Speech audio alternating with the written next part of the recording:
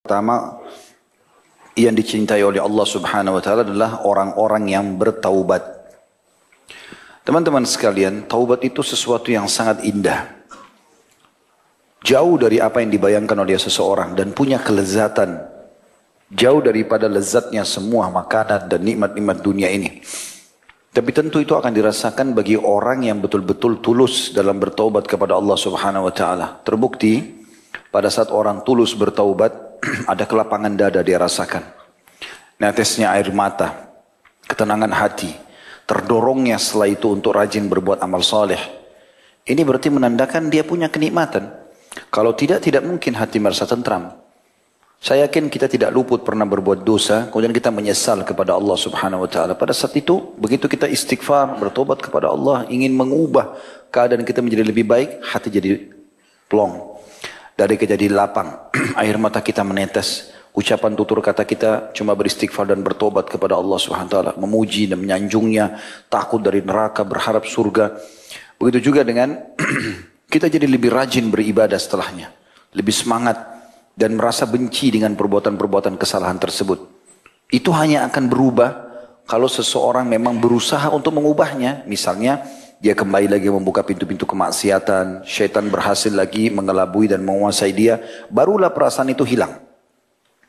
Tapi selama dia tidak melakukan itu, artinya tetap dia istiqomah dengan taubatnya. Setelah bertaubat ini dia tidak mau mengenang lagi masa lalunya, yang dia tahu adalah sekarang ke depan dengan amal soleh. Maka kita temukan orang itu paling lapang dadanya, bercahaya wajahnya. Saya bertemu dengan banyak ikhwah di pengajian. Saya tahu masa lalu mereka seperti apa, sangat kelam. Baik mereka ceritakan atau memang tersebar di medsos. Tapi Masya Allah, tabarakallah, setelah ketemu, saya sering tanya, bagaimana akhi perasaannya? Dada lapang Ustaz. Walaupun pendapatan lebih sedikit, tapi hati tenang karena halal. Ada yang sampai cerai dengan istrinya, ada yang sampai berhenti dari perusahaan pekerjaannya, ada yang hijrah dari kotanya. Tapi semua itu menjadi kecil bagi mereka. Ini semua efek daripada taubat itu. Akan mendatangkan kelapangan dada yang luar biasa, ketenangan hati. Jadi taubat itu sangat indah. Coba lakukan dengan tulus. Hanya antara anda dengan Allah Subhanahu wa ta'ala. Wudu, sholat 2 rakaat. Di masjid seperti ini rumahnya Allah dingin, sejuk, tenang. Sujud niat taubat kepada Allah Subhanahu wa ta'ala. Lalu sholat 2 rakaat, beristighfar setelahnya. Sebagaimana sabda Nabi SAW, tidak ada seorang hamba yang melakukan satu dosa. Kemudian dia berwudu, bersuci dengan sempurna. Lalu dia sholat 2 rakaat dengan sempurna. Dia berikan hak ruku, sujud, i'tidal sampai salamnya. Kemudian dia beristighfar kepada Allah, kecuali Allah akan bersihkan dosa-dosanya. Setelah itu, tugas kita cuma tinggal istiqomah. Kalau ada teman-teman yang bertanya, Ustaz, setelah kami coba taubat, luruskan niat-niat kami, apa yang harus kami lakukan? Jawaban saya sesuai dengan firman Allah Subhanahu wa taala, "A'udzu billahi minasyaitonir rajim wa'bud rabbaka hatta ya'tiyakal yakin." Sembah Tuhanmu sampai datang kepadamu kebenaran atau kematian. Saya subhanallah, komitmen setelah saya komitmen saya harus ngajar nih, luangin waktu untuk ibadah. Karena kalau tidak dilowongkan maka kapan kita akan terjun dan jerumuskan diri kita dalam agama ini. Terus saya paksakan diri dalam masalah ibadah. Saat itu pernah saya duduk subhanallah di satu, saya lupa waktu itu di sebuah tempat, ada tulisan di dinding, firman Allah Subhanahu wa ta'ala, mata saya terlihat ke ayat itu. Saya kayak terenguh, tersenjuh tadi ayat yang saya baca itu. Wa'bud rabbaka hatta ya'tiyakal yakin. Sembahlah Tuhanmu sampai datang kepadamu kematian. Saya menarik itu ke diri saya sendiri. Seakan-akan ada pesan ilahi, kalau sekarang tinggal kamu luruskan saja ini, istiqomah dalam kebaikan ini, ngajarkan agama, kau juga praktikin, sampai kau mati selesai. Itu yang diharapkan. Maka ini yang kita lakukan setelah kita mendapatkan manfaat tersebut. Mahal teman-teman sekalian taubat itu. Kata sebagian ulama, kalau seandainya seseorang hamba dimudahkan oleh Allah untuk beristighfar dan taubat, berarti Allah inginkan kebaikan untuk dia. Karena Allah gembira dengan taubatnya. Kan begitu dijelaskan dalam sebuah hadis yang sering kita sebutkan, hadis Bukhari. Kata Nabi SAW, sesungguhnya Allah lebih gembira, asyaddu faraha.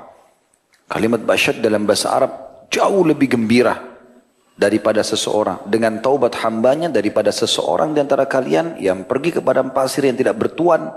Dia membawa seluruh bekalnya di atas tunggangannya, kemudian dia tidur di bawah sebuah pohon. Setelah itu dia bangun, ternyata tunggangannya hilang bersama bekalnya. Tidak ada satupun orang di padang pasir itu. Lalu dia keliling-keliling mencari bekal dan tunggangannya, dia tidak temukan. Setelah itu dia berkata, karena sudah putus asa, saya coba kembali ke pohon yang pertama. Lalu saya coba tidur, mudah-mudahan saya tidak bangun lagi, meninggal dunia. Karena sudah tidak ada harapan sama sekali.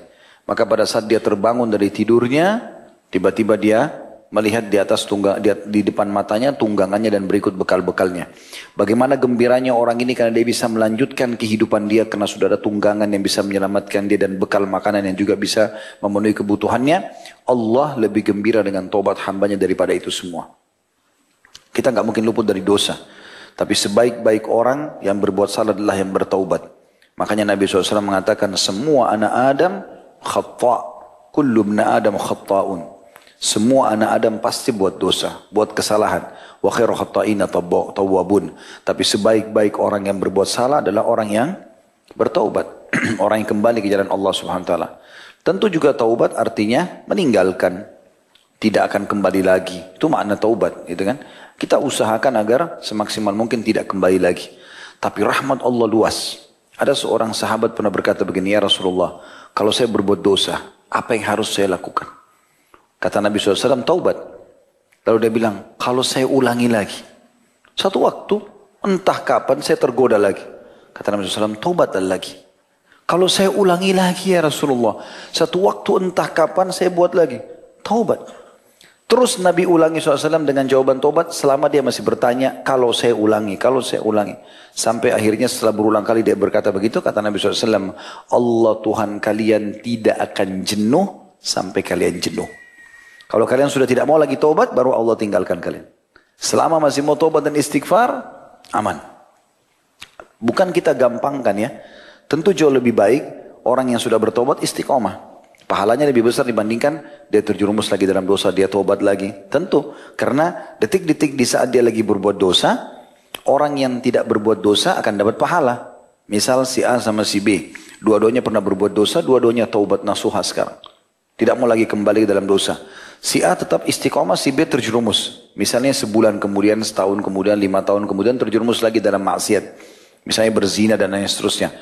Maka detik-detik di mana dia berbuat dosa ini, tentu si A berbuat ibadah. Karena lagi tidak berbuat dosa. Gitu kan? Di sini kalahnya si B sama si A.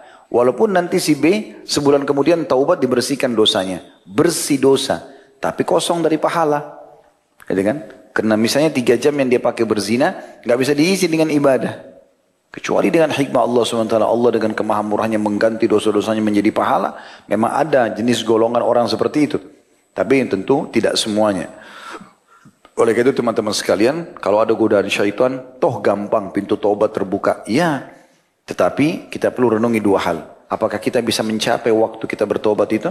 Misal orang buka pintu perzinahan malam ini, kemudian dia tanpa dia sadar, dia pikir gampang dia bisa tobat, ternyata malam itu juga dia meninggal. Jadi tidak sempat sampai di tobat itu. Yang kedua, kalaupun dia bisa diterima tobatnya, maka minimal detik-detik yang dia pakai maksiat tidak terisi amal soleh, dan itu tidak bisa diperbaiki sampai hari kiamat. Beruntunglah orang yang engah dengan masalah ini. Semoga Allah SWT memudahkan kita tentunya untuk istiqamah dan juga menjaga, ya, supaya kita tetap berada di agama Allah Subhanahu wa taala. Ingat teman-teman, jangan terpengaruh dengan mudahnya umur antum. Jangan terpengaruh dengan mulusnya kulit, ya. Kemudian belum terjangkaunya, belum tercapainya titel-titel dunia, baik itu titel akademika, baik itu prestasi harta atau belum menikah. Semua ini mati tidak mengenal itu. Dia kalau datang dia akan menyambut semuanya orang yang saat ajalnya sudah datang. Waktu kita di dunia terbatas. Nikmati pada hal-hal yang dihalalkan saja, jauh yang haram, sampai kita meninggal insya Allah kita akan mendapatkan apa yang sudah Allah janjikan. Di dunia orang-orang beriman itu bahagia. Karena mereka makan, mereka minum, mereka menikah, mereka bekerja. Silakan, Islam gak larang. Yang penting 5 huruf halal. Jangan 5 huruf yang lain haram. Meninggal, surga yang luasnya seluas langit dan bumi sudah menunggu. Para bidadari-bidadara menunggu. Lalu kenapa kita gak menjadi orang baik? Gitu kan? Sementara kita bisa mengisi dengan kenikmatan dunia. Kecuali orang beriman tidak boleh makan, tidak boleh minum, kelaparan, susah. Mungkin ini enggak. Terbukti para nabi-nabi, orang-orang soleh semuanya diberikan rezeki oleh Allah SWT. Jangan pernah jadikan perbandingan antara orang kafir yang kita lagi di mata kita, dia lagi melimpah nikmat padanya, dengan orang muslim yang beribadah lalu miskin. Jangan dipertemukan ini. Secara fasilitas ya. Karena ini nggak pernah kenal masalah halal haram bagi mereka. Dan bisa saja nikmat yang melimpah itu terjadi karena dua hal. Yang pertama, Imam Qurtubi menitik beratkan, kalau ada orang kafir melimpah nikmat padanya, sementara dia tidak meraih hidayah dan tidak berusaha beriman kepada Allah, berarti Allah ingin menghabiskan semua pahala dia di dunia. Sebagaimana dalam hadis disebutkan masalah itu, Imam Qurtubi menyebutkan dalam kitab Tadhkirah beliau. Jadi Allah subhanahu wa ta'ala, kata Nabi SAW, menghabiskan kebaikan orang-orang kafir di dunia. Jadi misalnya dia bakti sama orang tuanya, dia bersedekah, dia senyum sama orang. Itu kan dalam agama Allah semuanya baik. Orang kafir itu kan tidak dibobotkan sebagai pahala dia. Tapi tetap itu nilainya ibadah, nilainya pahala, nilainya kebaikan. Maaf. Nilainya kebaikan.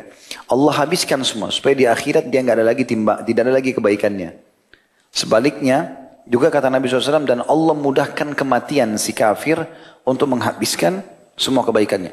Dan sebaliknya orang-orang mukmin Allah buat pada saat dia meninggal dunia, itu di keningnya ya, ada keringat, karena Allah ingin menghabiskan dosa-dosanya. Sehingga dia bertemu dengan Allah tidak tertinggal dosa sedikit pun. Nah, kalau ada orang muslim, kemudian dia miskin misalnya, Allah lebih tahu keadaannya. Mungkin memang orang ini kalau dikayakan justru jauh dari agama. Mungkin dengan keadaan itu dia bisa istiqomah. Banyak orang miskin teman-teman sekalian, dengan gubuk dia tinggal, dengan pakaian cuma berapa lembar, ternyata rajin ke masjid. Ibadah. Belum tentu kalau orang ini dikasih rumah di Menteng oleh Allah, mobilnya Alphard, dia mau ibadah. Belum tentu. Terbukti banyak orang tadinya istiqomah, betul dikasih fasilitas, kurang ibadahnya. Allah lebih tahu. Makanya dalam sebuah hadis sejalan dengan ini, sabda Nabi SAW, Allah berfirman kepada para malaikat pembagi rezeki, lapangkan rezekinya hambaku si fulan, karena kalau lapangkan, dia akan makin dekat kepadaku. Dan sempitkan rezekinya si fulan, karena kalau kau luaskan rezeki, dia akan jauh dari aku. Maka itu bentuk kasih sayang Allah SWT. Tapi kalau antum bisa mempertemukan antara istiqomah yang dalam agama, pada saat kita lagi susah dan pada saat kita lagi senang, Allah akan bukakan rezeki yang tidak bisa dibayangkan. Yang sangat luas. Ya, Allah SWT akan bukakan pintu-pintu rezeki, pintu bisnis, pintu nama baik, pintu semuanya. Asal kita bisa menjaganya. Tapi kapan kita tidak bisa menjaga justru membuat kita lalai. Ya semoga Allah SWT bisa pertahankan. Tapi kalau umumnya Allah SWT angkat nikmat itu. Seperti itu kurang lebih gambarannya.